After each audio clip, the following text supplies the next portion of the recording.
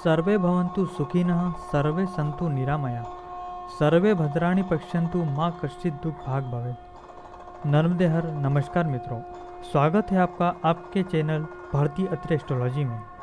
आज हम आपके सामने लेकर आए हैं एक अत्यधिक महत्वपूर्ण राशि परिवर्तन से संबंधित जानकारी, राहु केतु का राशि परिवर्तन। इससे पूर्व की वीडियो में हमने मेष से लेकर कन्या राशि तथा लग्न के बारे में फलादेश बताया था। इस वीडियो में हम बची हुई 6 राशियों तथा लग्न के बारे में अर्थात तुला से लेकर मीन राशि तक चर्चा करेंगे। यहाँ एक बात का विशेष ध्यान रखें कि फलादेश से डरने की बिल्कुल भी आवश्यकता नहीं है और यह फलादेश आपके ऊपर कितना सटीक घटित होगा इसका निर्धारण राहु और केतु की आपकी स्वयं की कुंडली में क्या स्थिति है और आपकी वर्तमान महादशा, अंतर्दशा इत्यादि किस ग्रह की ओर कैसी चल रही है इस पर भी निर्भर करेगा। अतः बिना डरे राहु केतु के इस गोचर का आनंद लेवें व उपाय करते रहें। राहु केतु का राशि परिवर्तन इस साल की सबसे बड़ी ज्योतिषी घटनाओं में से एक है, अतः इसका प्रभाव भी सभी राशियों पर जबरदस्त तरीके से पड़ेगा। राहु और केतु हमेशा साथ साथ ही राशि परिवर्तन करते हैं। 23 सितंबर 2020 को राहु शुक्र की राशि वृषभ में और केतु मंगल की राशि वृश्चिक में आएंगे और अपनी इस स्थिति में 12 अप्रैल 2022 तक रहेंगे। वहीं चूंकि राहु केतु का असर वर्तमान महामारी से भी जुड़ा दिख रहा है, ऐसे में इनके राशि परिवर्तन की वजह से वर्तमान महामारी में राहत की संभावना नजर आ रही है। तो आइए जानते हैं इस राशि परिवर्तन का प्रभाव जनमानस पर कैसा होने वाला है। तुला लग्न तथा तुला राशि के जातकों के लिए राहु केतु का यह गोचर मिला जुला नजर आ रहा है। इस गोचर काल के दौरान आपको अपने अनावश्यक खर्चों पर नियंत्रण रखना होगा। अगर आप मद्यपान एवं मांसाहार का सेवन करते हैं तो इस गोचर काल के दौरान आपको इसे बंद करने की सलाह दी जाती है, क्योंकि यह आपके स्वास्थ्य में परेशानी खड़ी कर सकता है। अपनी वाणी पर नियंत्रण रखें तथा अपने परिवारजनों से संबंध मधुर बनाए रखें। इस दौरान आपका व्यय भूमि, भवन, वाहन इत्यादि खरीदने में भी हो सकता है, तो पूरी जांच पड़ताल करके ही इस संबंध में कोई निर्णय लें। इस दौरान आपके स्थानांतरण अथवा पदोन्नति का भी योग बनता नजर आ रहा है। किसी पुरानी बीमारी के भी उभर के आने की संभावना बनती नजर आ रही है, इसलिए अपने स्वास्थ्य का विशेष रूप से ध्यान रखें और संयमित बने रहें।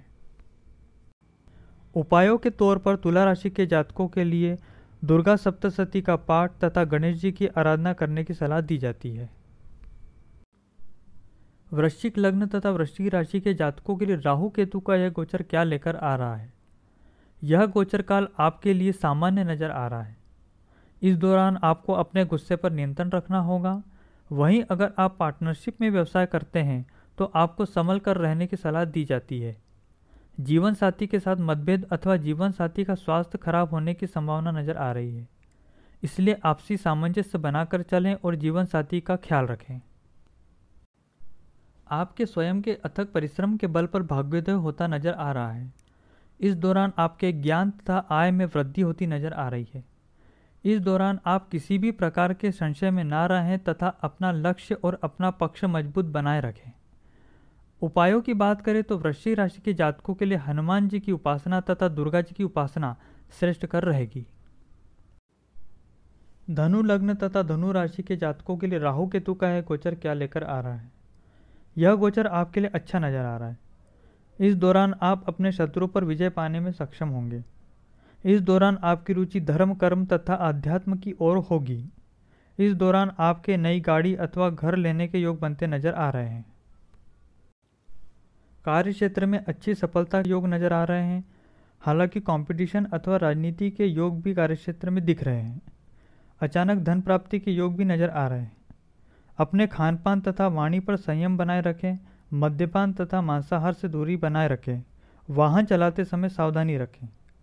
उपायों के तौर पर आपको हनुमान जी तथा गणेश जी की आराधना करने की सलाह दी जाती है तथा साथ ही चंदन का इत्र तथा चंदन की धूप बत्ती इत्यादि का प्रयोग भी करते रहें। मकर लग्न तथा मकर राशि के जातकों के लिए राहु केतु का यह राशि परिवर्तन क्या लेकर आ रहा है।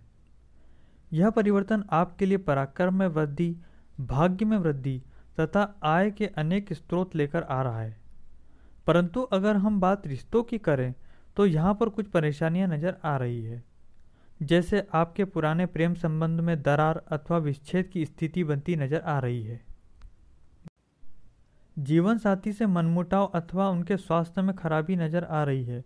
इसी के साथ पिता से संबंधों में कमी, छोटे बड़े भाई बहनों के साथ मतभेद की स्थिति बनती नज़र आ रही है। हालांकि यह गोचर राजनीति से जुड़े लोगों के लिए प्रभावशाली एवं अच्छे फल लेकर आ रहा है। आपको कभी कभी भ्रम की स्थिति बनी रह सकती है। ऐसी स्थिति में आपको अपने आप को संतुलित बनाए रखना होगा और अपने रिश्तों को बचाकर चलने का प्रयास करना होगा।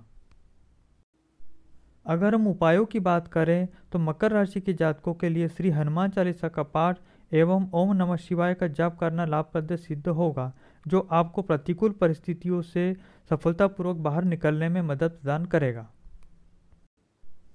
कुंभ राशि तथा कुंभ लग्न के जातकों के लिए राहु केतु का यह गोचर क्या लेकर आ रहा है। यह गोचर आपके लिए उतना लाभप्रद साबित नहीं हो रहा, वरन आपको कुछ सावधानियां बरतने की जरूरत होगी। आपको अपने खान पान में संयम बरतने की जरूरत होगी। मांसाहार तथा मद्यपान से दूरी बनाए रखने की सलाह दी जाती है। वाहन सावधानी से चलाएं। भूमि भवन वाहन से संबंधित कोई भी फैसला सोच समझ कर करें। कार्य क्षेत्र में तरक्की के हालात अवश्य बन रहे हैं, परंतु वहां भी राजनीति से अवश्य बचें। सामान्य रूप से भी राजनीति से जुड़े लोगों के लिए थोड़ी सावधानियां बरतने की आवश्यकता होगी। आपके खर्चों में बढ़ोतरी हो सकती है। ससुराल पक्ष से संबंध अच्छे बनाए रखें।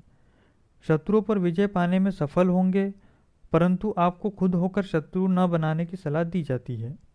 विदेश यात्रा की संभावना बनती नजर आ रही है।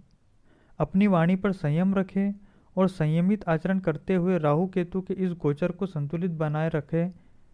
उपाय के तौर पर आपको श्री हनुमान चालीसा का नित्य नियम से पाठ करने की सलाह दी जाती है।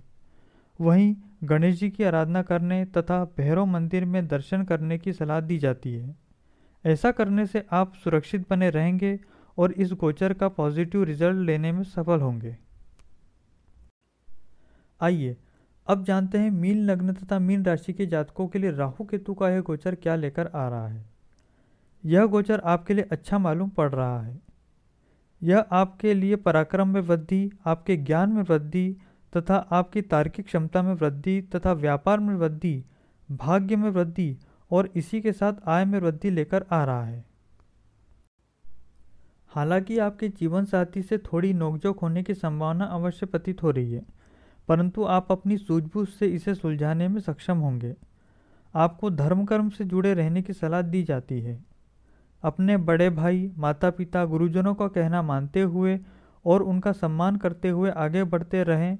कभी कभी आपको भ्रम की स्थिति बनी रह सकती है, परंतु बताए गए उपाय आपको उससे भी बाहर निकालने में सहायक सिद्ध होंगे।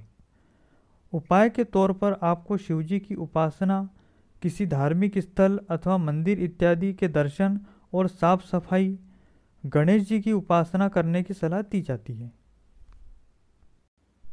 तो मित्रों, यह था राहु केतु के महाराशि परिवर्तन का आपकी राशि तथा लग्न पर प्रभाव। बताए गए उपाय विश्वास के साथ करते रहें, सत्कर्म करते रहें एवं ईश्वर पर भरोसा बनाए रखें और इस गोचर काल का आनंद उठाते रहें। धन्यवाद। पुनः मुलाकात होगी, तब तक के लिए नमस्कार। नर्मदे हर।